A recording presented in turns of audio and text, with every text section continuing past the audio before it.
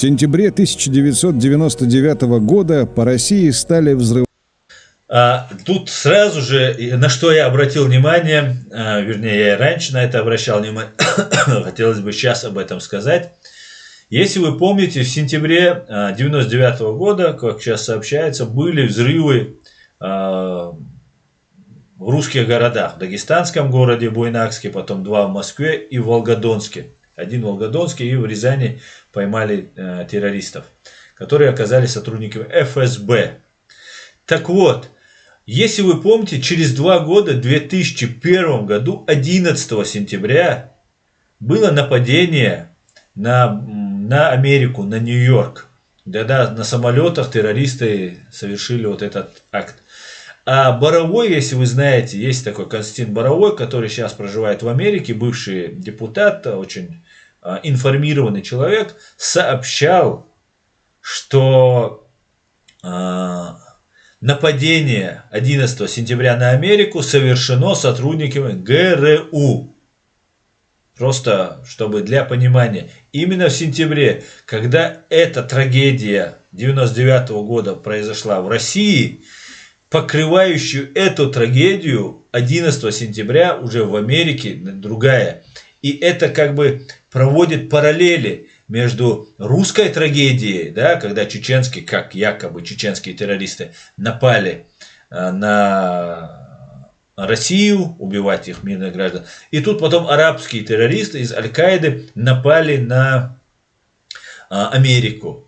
И вот это, объединяет горе, что вот у них одинаковое горе. Я вот удивляюсь, как американцы, имея столько спецслужб, повелись на этот бред просто. Я просто не понимаю этого. Давайте послушаем. То есть я хотел сказать, что в сентябре и нападение на Россию, которое организовано КГБшниками, ФСБшниками, и нападение на Америку тоже в сентябре, уже через 2 года. Волгодонск, Буйнакск, Москва. Где-то были грузовики с тоннами взрывчатки, припаркованные у дома. В Москве мешки просто подкладывали в подвал с таймером на ночное время. Начался террористический кошмар, какого Россия еще никогда не видела. Именно в сентябре 1999 года в России стало широко известно слово «гексоген», до того знакомое лишь спецам по взрывному делу. По некоторой информации, в подвале дома номер 8 обнаружены 2 ящика со взрывчатым веществом гексогеном. Накануне на месте взрыва были обнаружены фрагменты взрывного устройства и взрывчатые вещества – гексоген и тротил. Появилось сообщение о том, что в школе, находящейся в этом же дворе, обнаружены ящики с взрывчатым веществом гексогеном. Гексоген – мощнейшая взрывчатка, по виду напоминающая сахарный песок. В чистом виде он не используется, опасно, только как добавка к другим взрывчатым веществам, например, к тротилу. Тротил бывает в шашках, а бывает в сыпучем виде. В последнем случае называется чешуированным и по виду напоминает мелкую вермишель, хлопья желтоватого цвета. Именно из тротила с гексогеном и состояла московская смесь, которой подорвали дома на улице Гурьянова и на Каширке в сентябре 1999 года. Сахар с вермишелью.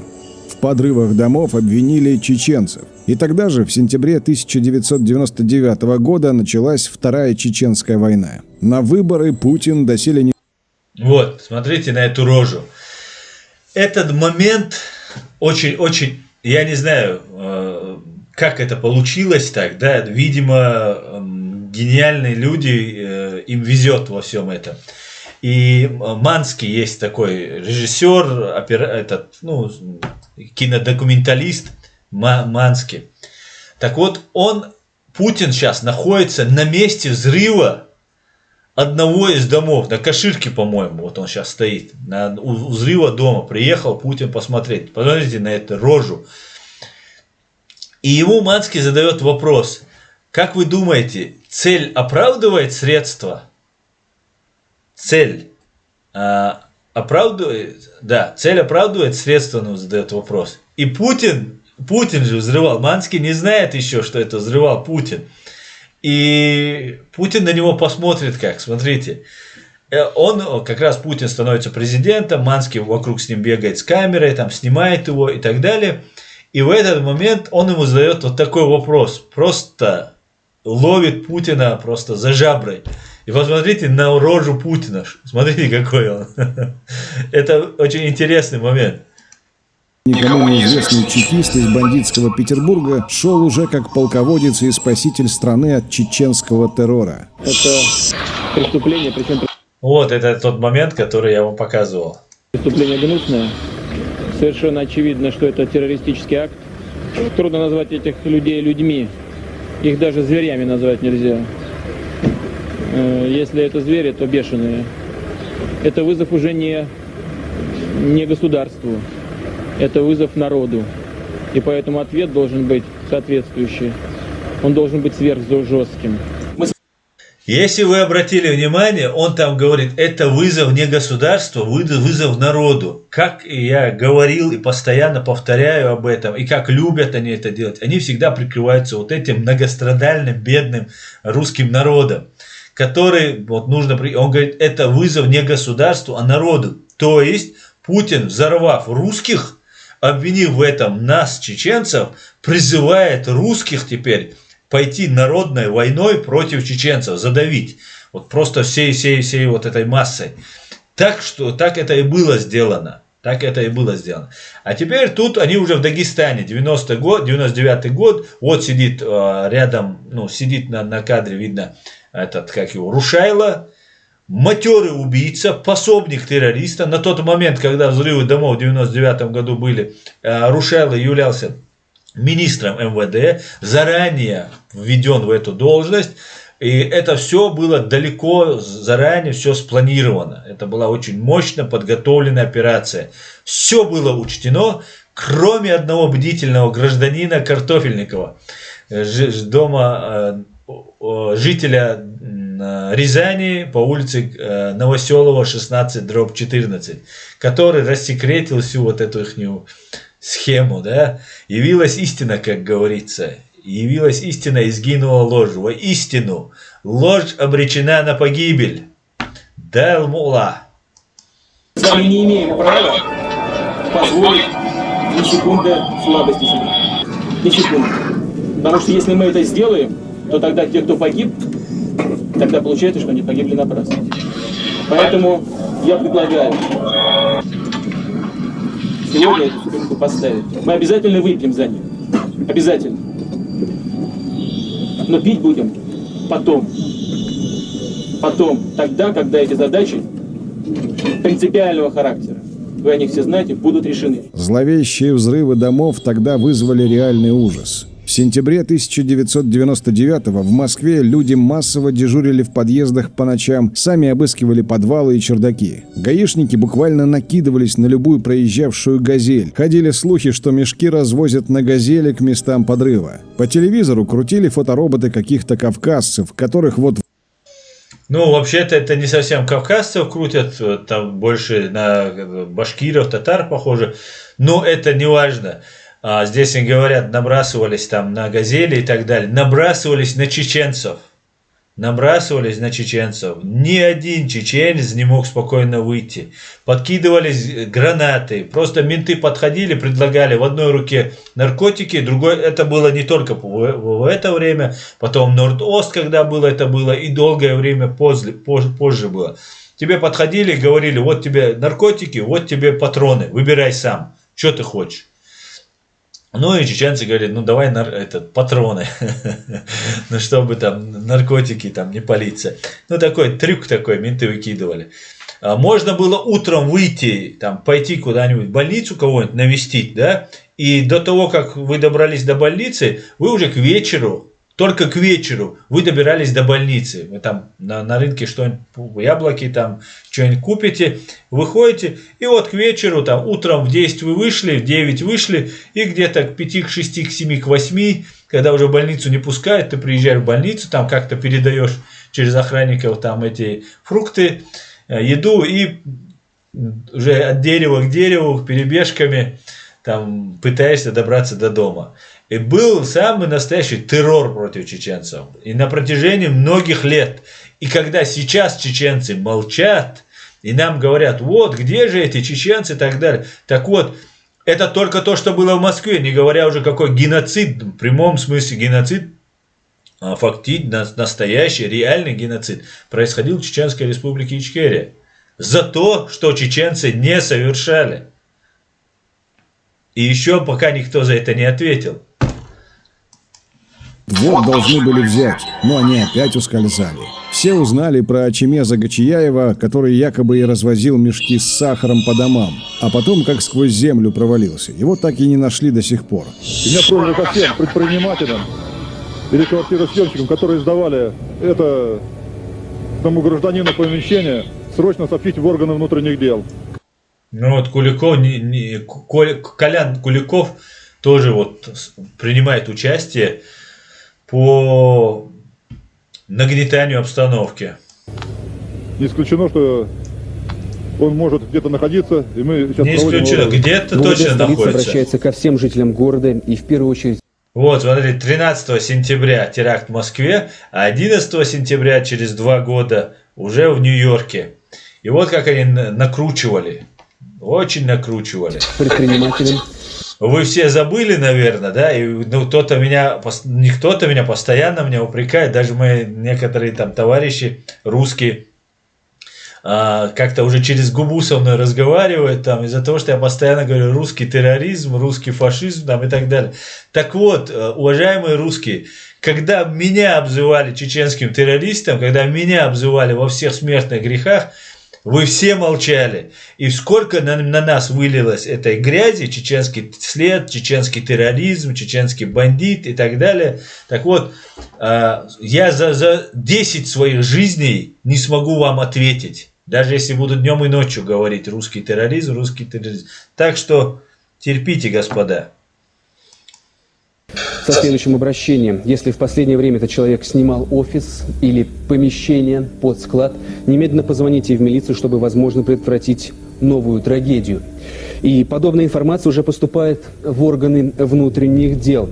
Мужчину, приметы которого совпадают с составленным фотороботом, в минувшие четверг и воскресенье видели жильцы одного из домов на улице Народного ополчения. Кошмар со взрывами прекратился резко и внезапно. Это случилось в Рязани вечером 22 сентября 1999 года. Местный житель, водитель автобуса Алексей Картофельников, приехав поздно с работы, заметил незнакомых людей, заносивших какие-то мешки в подвал, и на всякий случай вызвал милицию. Далее события развивались стремительно.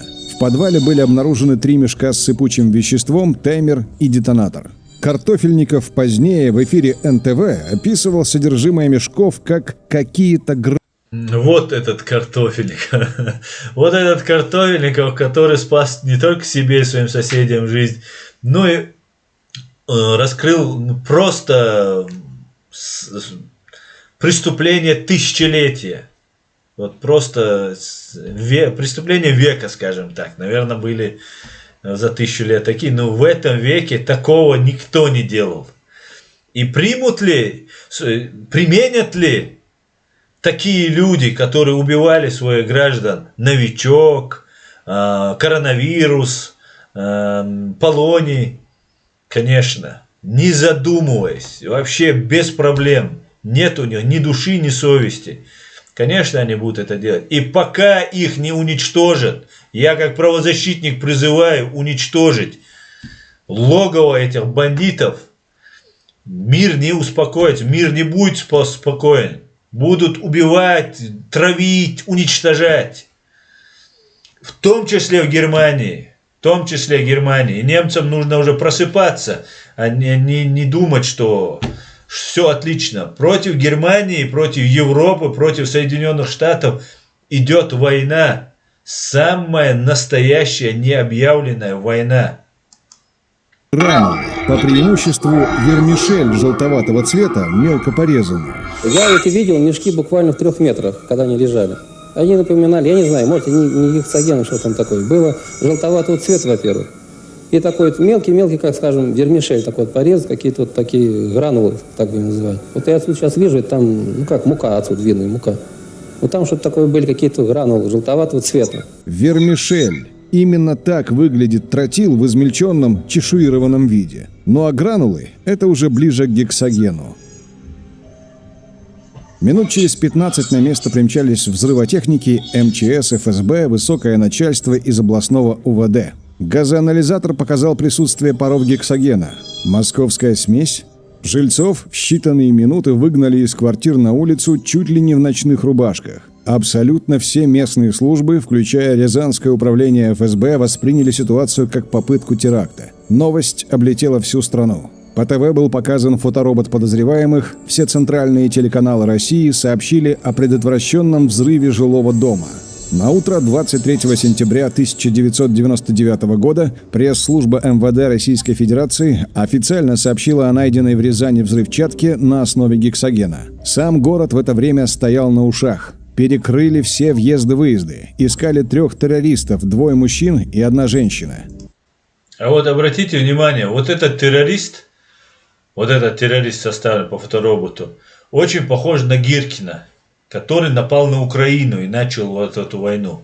Вот этот похож на второго, который Бородай, по-моему, зовут, тоже ФСБшник, тоже есть. И там как раз с ними одна такая вот эта женщина была. Очень похожи, просто очень похожи. Это сейчас нужно будет проверять, смотреть, ну, я думаю, следствие установит, если оно будет когда-нибудь. И нашли. На 3-й день съемная квартира, где они прятались, была установлена. Готовилось задержание. По другим данным, 24 сентября 1999 года их уже задержали. И тут, примерно в полдень 24 сентября, на экранах ТВ появился Патрушев, путинский кореш по Петербургу, в то время директор ФСБ. Это Патрушев. Вот этот гусь, миллиардер. Он владеет банком Россельхозбанк. Все сельское хозяйство России финансируется, управляется вот этим человеком. Сейчас его сынуля, который являлся директором, главарем этого банка, Россельхозбанка, в народе колхозбанк. И вот этот его сынуль, один из сынулей, который является просто алкашом запойным просто, сейчас является министром сельского хозяйства. Короче говоря, Патрушевы кормят русских. Взрывают, а потом кормят. Этот человек, на мой взгляд, намного опаснее, или так же опасен, или больше опасен, чем даже Путин. Сказать, что это был шок, ничего не сказать. Патрушев заявил, что террористы в Рязани – сотрудники ФСБ. Это были учения по проверке бдительности, а в мешках был не гексоген, а сахар. Это не был взрыв, во-первых. Во-вторых... 24 сентября, вот вы если не видите на экране у себя, 24 сентября 1999 года. В этот день уже начались массированные бомбардировки Чеченской республики Ичкерия. Все внимание было переключено на Чеченскую республику, и война против Ичкерии началась полным ходом. И русские пластилины, засунув язык себе в уши или еще куда-нибудь в глаза, чтобы не видеть и не слышать, пошли топить чеченцев в крови. Хотя убили их граждан. Ладно бы обвинили бы там в убийстве чеченцев, обвинили в убийстве там, я не знаю, граждан Армении там или еще кого-то, и русские сказали, мы сейчас будем мстить, зная, что убили-то этих армян, допустим, да, я как пример говорю, если бы убили бы армян и получилось бы, что вот обвинили чеченцев и пошли бы мстить, понятно, все понимают, что убили-то граждан Армении, армян убили, ничего страшного, убили своих русских. И русские не рыпнулись. Да, были смельчаки отдельные. Ну, народ русский, прекрасно осознавая, видя, как это происходит, не рыпнулся, не пискнул. Пошел топить именно вооруженные люди, ФСБшники, военные, полицейские, тогда милиционеры. Грош цена просто вот всем этим людям. Не предотвращен, и думаю, не предотвращен. Что четко сработали. Это было учение, там был сахар. Взрывчатого вещества не было. Рассказ Патрушева об учениях ФСБ уже тогда вызвал, мягко говоря, недоверие. Получалось, что ФСБ проводила учения в жилом секторе, о которых никто не знал. Десятки людей провели ночь на улице. Было возбуждено реальное, не учебное уголовное дело по статье «Терроризм». Да и сообщил Патрушев об учениях только тогда, когда исполнители были обнаружены рязанскими ментами и чекистами, которые были не в курсе Совершенно учения. верно. У нас 3-летний ребенок. Мы его вытащили из ванны, распаренного ребенка, закутали в тряпье и бежали, сломя голову. Ребенок у нас до сих пор болеет. А вы сейчас верите, что это были учения? Нет, А почему? не верю, потому что все было очень правдоподобно. Очень Мы правдоподобно. все видели. Из подвала крысы бежали. Крысы бегут обычно с тонущего корабля. Кто вам дал право, если вы говорите учение, кто вам дал право издеваться над нами? Кто? Вот у меня жена после этого слегла в больницу. Кто вам дал право? Вам и всем вашим сотрудникам. Кто вам дал право? Конечно, при проведении учений это почти святое правило. Не надо к ним привлекать людей, которые не должны участвовать в учениях. Вот жители дома в данном случае, конечно, не были объектом проведения учений. Давайте мы исходить будем из факта, о котором нам сказали, что в мешках был сахар. И выясняется, что ни эксперты ФСБ, ни эксперты МВД сходу не могут понять, что перед ними сахар. Так что ли? Вот, у меня возникает ощущение какого-то абсурда. И мне бы хотелось задать вопрос следователю. Вы проводили, скажем, опрос свидетелей на предмет установления факта, что это тот же материал, который они видели на месте взрыва? Вот тут говорят о том, что был какой-то желтый, типа там сеченый вермишели, а у вас сахар. Насколько я понимаю, немножко различаются они. Я хочу сказать, сахар производства Курской области, сахар производства Воронежской области, цвет имеет другой, а сахар, который производят у нас на Кубе, вы получаете, он вообще желтый. От ФСБ требовали подробностей. Предоставить план учений, приказ на их проведение, кто были 3 исполнителя и так далее.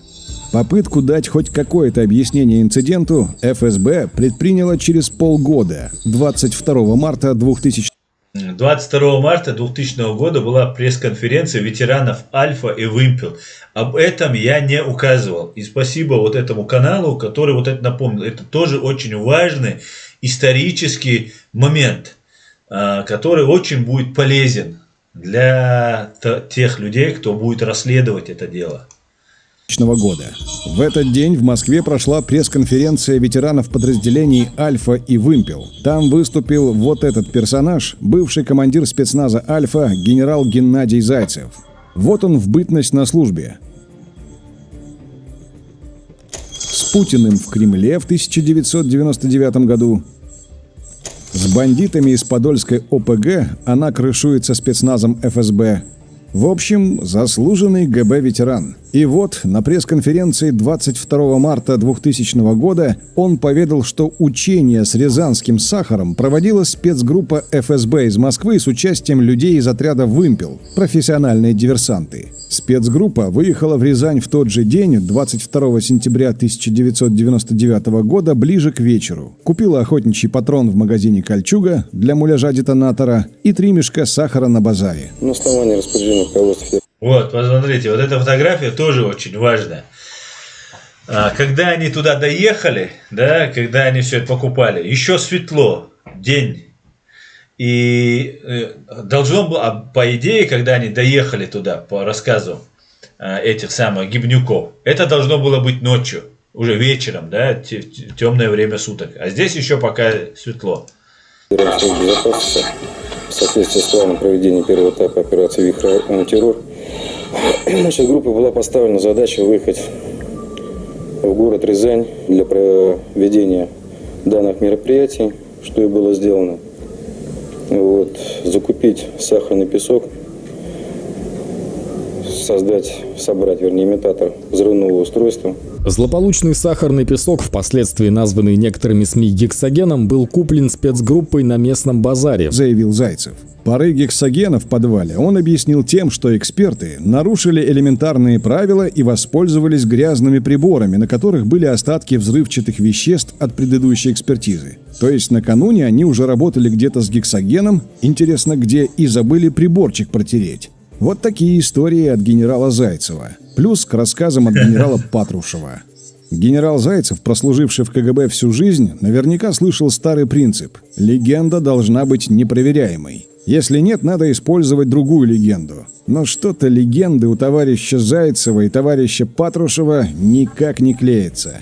Вот он, тот самый эксперт Юрий Ткаченко справа, начальник инженерно-технического отделения ВВД, который выезжал на вызов в Рязани. Через неделю после инцидента с сахаром Ткаченко был премирован за мужество при выполнении служебного долга. Через полгода появилась версия о грязном приборе. Где его запачкали гексогеном накануне, никто объяснить так и не мог. А еще через год, в 2001-м, Ткаченко заставили публично заявить, что он вообще не пользовался газоанализатором при экспертизе. На запах определял, видимо. То прибор грязный, то вообще прибора не было. Отдельный вопрос про мешки с сахаром, купленные чекистами на базаре, если верить генералу Зайцеву. Если помните, житель дома Алексей Картофельников, который и вызывал милицию тогда, в эфире канала НТВ 24 марта 2000 года описывал содержимое мешков в основном как вермишель желтоватого цвета. Они напоминали, я не знаю, может, не гексоген, что там такое. Было желтоватого цвета, во-первых.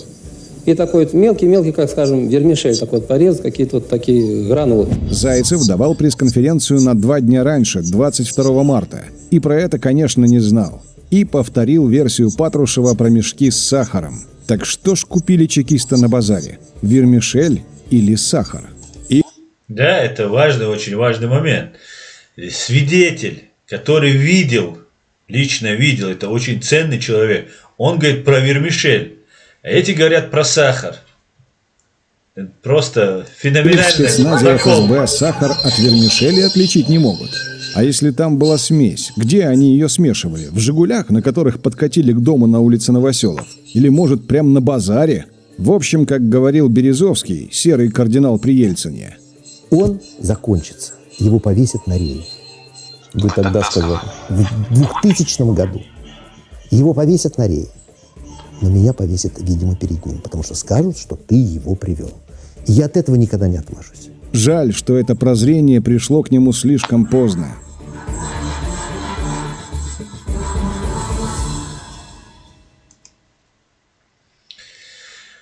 Вот такая вот история на сегодня про взрывы домов. Конечно же, мы будем постоянно напоминать. Я буду вам об этом рассказывать. Это очень болезненная тема. Также болезненная тема для них слово «Ичкерия». Везде пишите и говорите «Чеченская республика Ичкерия». Временно оккупированная говорите. Ичкерия. Везде, где вы только можете и не можете, вставляйте слово «Ичкерия». Говорите про взрывы домов 99-го года. И очень их бесит, как я вот заметил, когда говорят там «Боже, храни Америку». Говорите почаще «Боже, храни Америку». Боже, храни Америку. Американцы — это лучшие